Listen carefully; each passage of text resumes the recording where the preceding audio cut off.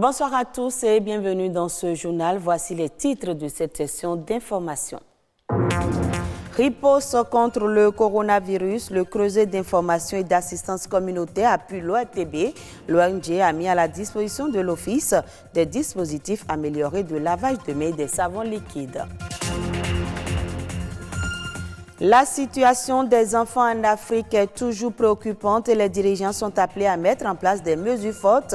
La Journée mondiale de l'enfant africain célébrée ce 16 juin est accès des enfants à la justice. Un foyer alimenté par l'énergie solaire et celle des coques de noix de palme carbonisées, c'est une innovation d'un jeune béninois qui se donne pour objectif de contribuer à la préservation de l'environnement.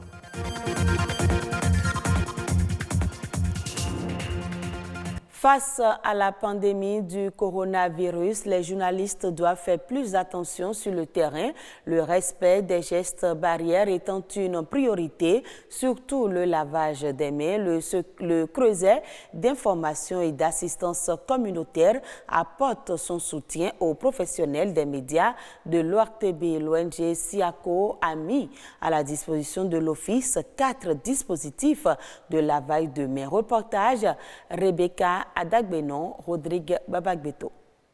Le mauvais vent de la Covid-19 ne cesse de faire des dégâts sur son passage. À la date du 14 juin 2020, le nombre de cas confirmés à l'infection du coronavirus passe à 483, dont 242 personnes sous traitement, 232 guéris et le nombre de décès passe à 9. Des chiffres qui pourraient augmenter si les mesures barrières ne sont pas respectées de tous. Au nombre des gestes salvateurs à adopter, le lavage des mains. Ce lundi matin, Antoine, à travers son ONG SIACO, témoigne tout son soutien à l'ORTB dans le respect de cette mesure de prévention. Dans le cadre de la lutte contre le coronavirus, dans nos lectures, nous nous sommes dit que le personnel de l'ORTB est aussi vraiment exposé. Avec l'invention de ce dispositif de sécurité de lave que nous avons fait, on a dit on va venir pour faire un geste symbolique. Au total, 4 dispositifs de lavage de mains améliorés et une dizaine de savons liquides en plastique offerts par le creuset d'information et d'assistance communautaire. De quoi réjouir la première autorité de l'Office de radiodiffusion et télévision du Bénin. Je peux vous assurer que ce dispositif que vous nous offrez ce matin sera utilisé à bon escient.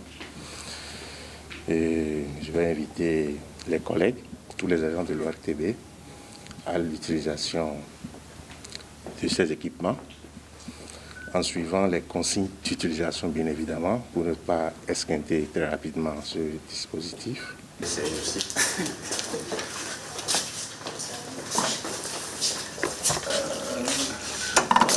Le bon exemple est ainsi donné. Laver ses mains à l'eau et au savon reste une mesure barrière. À cela s'ajoute le port obligatoire de masques en tout lieu et le respect de la distance de sécurité sanitaire d'1 mètre pour sauver sa vie et celle des autres. Et puis dans ce contexte de crise sanitaire au Sénégal, le secteur de la pêche s'est vu extrêmement impacté.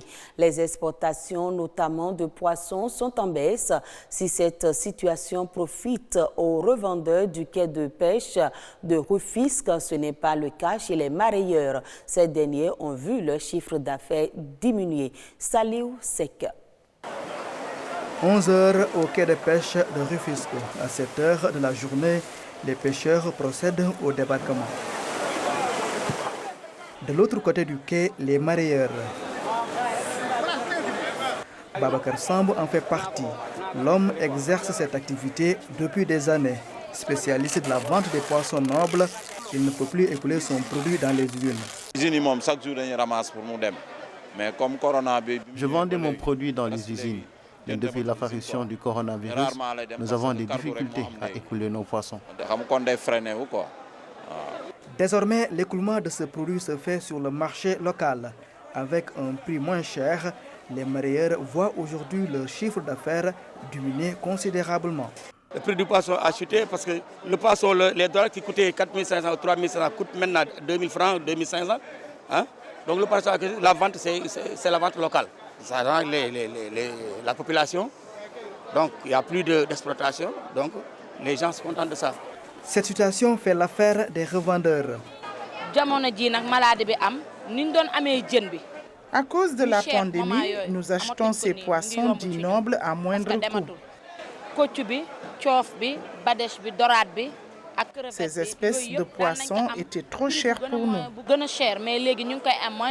Ces espèces de poissons jadis chères sont aujourd'hui accessibles à tous les ménages. Certaines familles nous disent que c'est grâce à la baisse du prix qu'elles consomment aujourd'hui ces poissons dits nobles. L'impact de la Covid-19 est bien senti par les exportateurs de poissons. Le coronavirus est donc considéré comme une malédiction pour ces mareyeurs. En Afrique, les jeunes doivent faire face à de nombreux défis, en particulier l'injustice. Le monde entier célèbre chaque 16 juin la journée mondiale de l'enfant africain. Cette année, le thème est « Accès des enfants à la justice ». Ce reportage nous fait un point sur la situation dans le monde. Rodrigue Babagbeto. Délaissés par des parents perdus dans la pauvreté et les difficultés de la vie, bon nombre d'enfants africains ne sont pas scolarisés et sont obligés de travailler ou parfois de se livrer à la mendicité pour survivre. Ils s'exposent quotidiennement à diverses formes de violence. Des cas d'agression sexuelle sur les mineurs sont passés sous silence dans plusieurs pays du continent car cela pourrait avoir un impact sur l'économie. Depuis le 16 juin 1991, des célébrations en faveur de la protection des droits des enfants ont lieu chaque année à peu près partout dans le monde. Cependant, force est de constater que les droits des enfants ne sont pas encore respectés dans certains pays africains. La journée de l'enfant africain célèbre les enfants d'Afrique et invite à une introspection et à un engagement sérieux afin de s'attaquer aux nombreux défis auxquels sont confrontés les enfants à travers le continent. Le thème de la journée de l'enfant africain 2020 se penche sur l'accès à un système de justice adapté aux enfants en Afrique. En effet, l'accès à la justice reste un droit fondamental et une condition préalable essentielle pour la protection et la promotion des droits des enfants. Le système de justice adapté aux enfants fait référence à toutes les procédures de nature judiciaire ou administrative, formelles ou informelles, lorsque des enfants sont mis en contact ou impliqués dans des affaires de droit civil, pénal ou administratif. Notons que les droits de l'enfant ne se limitent pas seulement à l'accès à une justice qui leur est adaptée. Au Bénin, les pouvoirs publics en appellent au sens de responsabilité des parents face au respect et à la sauvegarde des droits de l'enfant et surtout à la vigilance face à leur surveillance. En raison de la crise liée à la Covid-19, la commémoration au niveau continental de la 30e édition de la Journée de l'enfant africain se fera via Internet. Il s'agira d'examiner les éléments d'un système de justice adapté aux enfants, y compris l'application d'une approche fondée sur les droits de l'enfant et l'utilisation de 4 principes de ces droits comme outil pour réaliser l'accès à un système de justice adapté aux enfants en Afrique.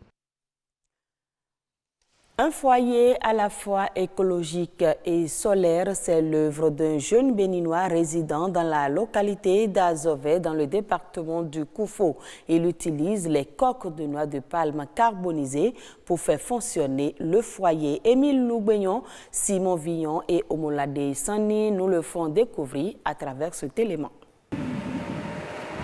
Azové, à plus de 160 km à l'ouest de la capitale économique. C'est dans cette localité que cette start-up a été conçue. Tout est parti d'une discussion entre l'innovateur et son épouse.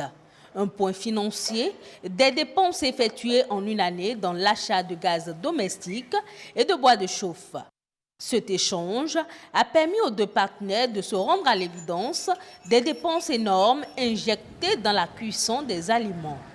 Tout de suite, l'homme a l'idée de créer un foyer à la fois économique et respectueux de l'environnement. Nous avons la coque de noix de palme disponible dans nos campagnes. C'est la matière que les forgerons utilisent pour refondre le fer. C'est-à-dire que c'est un combustible efficace. Pourquoi ne pas faire un fourneau qui va utiliser ce combustible? Et c'est le début d'une création d'entreprise. Du métier de secrétaire qu'il a exercé pendant des années, l'innovateur de ce projet passe au statut de chef d'entreprise. Dans ses nouvelles fonctions, la tâche ne lui sera pas facile. Parmi ces difficultés, c'est la difficulté technique. La technicité, c'est vrai, j'ai la matière dans ma tête, il faut matérialiser cela, il faut trouver les moyens, investir, acheter les matériels, acheter les instruments, ça c'est difficile. Après avoir surmonté plusieurs obstacles, il finit par concevoir les premiers foyers écologiques. De simples foyers qui fonctionnent avec des coques de noix de palme carbonisées. Après les critiques et suggestions de ses premiers utilisateurs, Gilles Natabou a approfondi ses recherches. Il en est arrivé à l'améliorer, voire le moderniser.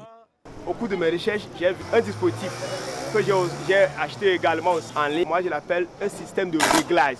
Ouais. On n'a plus besoin de prendre l'éventail pour activer le feu. Avec le souffleur, vous allez brancher seulement et augmenter un peu le volume. Et en ce temps, on ne peut pas faire d'autres choses. Conçu il y a seulement quelques mois, le foyer est aujourd'hui la première option de cuisson de nombreux ménages de cette localité et même des grandes villes. J'utilisais les foyers traditionnels qui fonctionnent avec les sciures de bois. Chaque mois, j'achetais 3 sacs de 50 kg qui me reviennent à 6 000 francs. Depuis que j'ai connu les foyers solaires, j'économise énormément. 3 bassines de coque vendues à 1 000 francs, la bassine couvre le mois. La jeune entreprise, qui a déjà généré 5 emplois, est aujourd'hui en difficulté. Selon le promoteur, un financement d'environ 5 millions de francs CFA pourrait relancer les activités et favoriser la fabrication mensuelle de 40 foyers écologiques et donc une production d'environ 500 foyers par an. En Afrique, la population ne cesse de croître. Au même moment, la productivité agricole diminue et c'est l'exode rural qui s'installe pour contrer cette situation. Les jeunes agriculteurs apparaissent comme la solution pour mettre un terme à la faim et à la pauvreté en Afrique. Mais ils doivent faire face à de nombreux défis. Douins Arossouré, agronome, nous parle de ces défis. La jeunesse constitue la relève de tout secteur. Et puis si les jeunes s'intéressent à l'agriculture, je crois que ça c'est une chance pour le Bénin. Puis le pays doit, et puis toute la jeunesse d'abord, doivent se rassurer que notre agriculture aura une relève de qualité. Parce que notre agriculture, comme vous le constatez, est en train de se développer. Je suis d'accord avec le boom qu'on constate avec la production cotonnière, la production des céréales, notamment le maïs et autres. Mais les jeunes ont 3 problèmes fondamentaux. Le premier problème, c'est l'accès à la formation de qualité. Toute la formation que nous recevons dans les lycées, collèges et universités agricoles, c'est vrai, sont orientées vers l'auto-emploi, mais je le dis toujours, ce sont des mécaniciens qui forment des mécaniciens, c'est des entrepreneurs qui pourront former des entrepreneurs agricoles. Donc on ne peut pas demander à un enseignant ou un enseignant-chercheur de former un entrepreneur agricole, c'est un peu utopique. Alors le second grand problème, c'est l'accès au foncier. Vous voyez, les jeunes n'ont pas accès à la terre. Au Bénin, c'est vraiment compliqué, surtout dans la partie méridionale. Et le troisième problème, c'est l'accès au financement. Pour même accéder à ce financement, la garantie que les gens demandent est une garantie foncière. Donc il faut disposer d'une terre. Le jeune a des difficultés d'accès à la terre. Comment voulez-vous qu'il ait la garantie foncière? C'est presque impossible.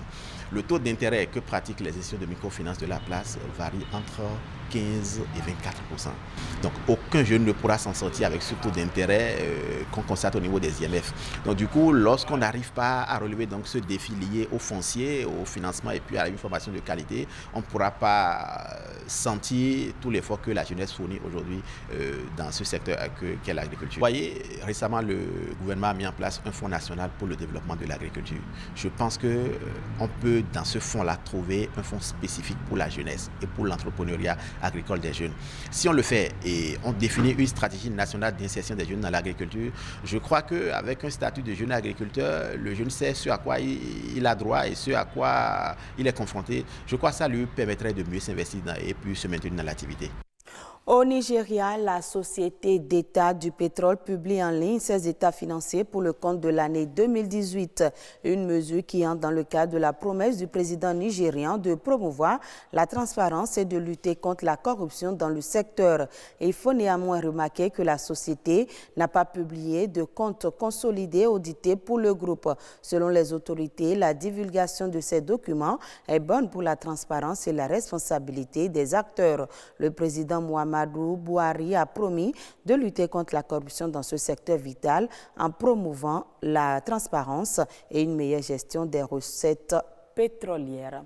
Et ce sera tout pour cette édition. Vous pouvez suivre ce journal sur le site de l'ORTB, www.ortb.bj.